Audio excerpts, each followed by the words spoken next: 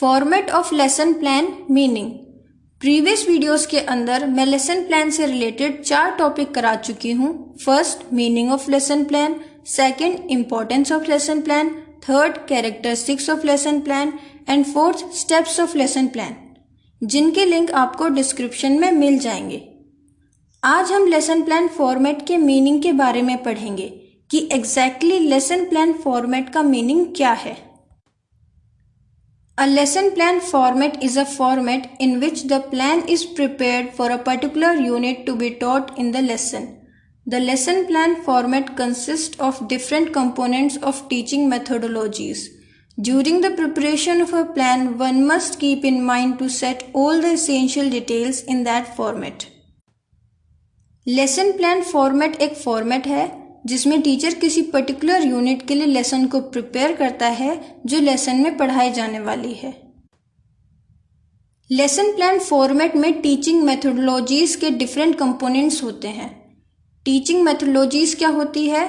वो teaching methods जो teacher select करता है कि कल क्लास में जाके उसको कौन से टीचिंग मेथड्स यूज करके स्टूडेंट्स को कोई पर्टिकुलर टॉपिक पढ़ाना है जिससे स्टूडेंट्स को अच्छे से समझ आए। एक प्लान प्रिपेयर करते वक्त टीचर को ध्यान में रखना चाहिए कि वो सारी ज़रूरी चीज़ों को उस फॉर्मेट में प्रॉपरली और क्लियरली मेंशन करे। A lecturer prepares a lesson plan in the style as per their teaching skills. The style of the lesson plan must be simple and easy to adapt. The lesson plan format consists of a unit name, start time, end time, aim, objective, academic activities, points to be covered in that unit. This makes it easier for the teacher as well as students to remember the important details of the unit. Teacher अपने teaching skills के style के according एक lesson plan prepare करते हैं। Lesson plan का style simple और adapt करने के लिए इजी होना चाहिए, मतलब लेसन प्लान रिजिड नहीं होना चाहिए, लेसन प्लान फ्लेक्सिबल होना चाहिए ताकि टीचर जब क्लास में जाए तो क्लास के एटमॉस्फेयर के अकॉर्डिंग, क्लास के एनवायरनमेंट के अकॉर्डिंग अपना लेसन प्लान चेंज कर सके। लेसन प्लान फॉर्मेट में क्या क्या होता है? Unit name, start time, end time, aim, objective, academic activities और उस यूनिट में कवर होने वाले essential points.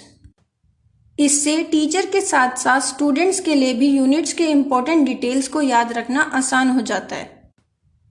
A lesson plan must include aim, objective, background understanding, list of materials और resources, the procedure to be followed, evaluation, the time required for completion of the lesson, teachers activity, students activity, assessment of learning, assignments, life skills and goals to be achieved at the end of the chapter.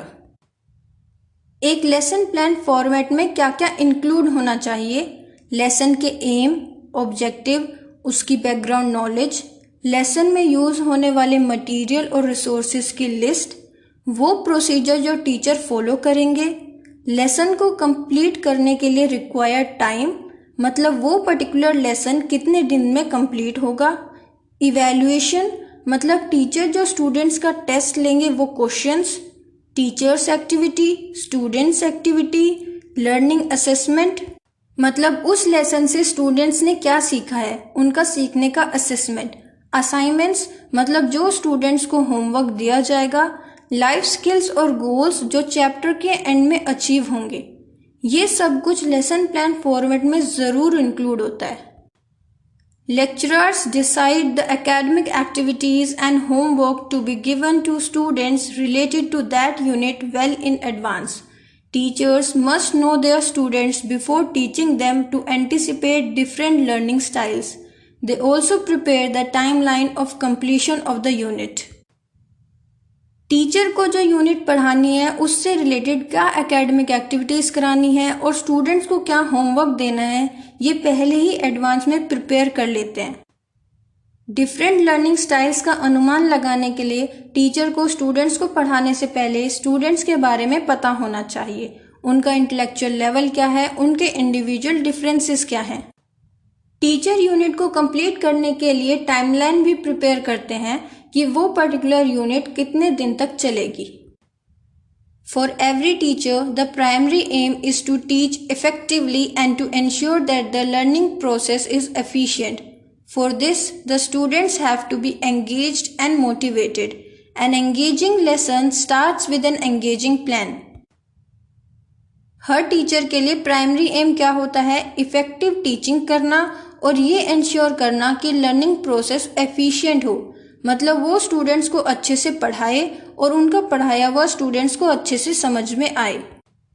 इसके लिए students को engage रखना होगा और students को motivate करना होगा। Students का सारा ध्यान क्लास के अंदर होना चाहिए। वो तब होगा जब स्टूडेंट्स को लेसन इंटरेस्टिंग लगेगा।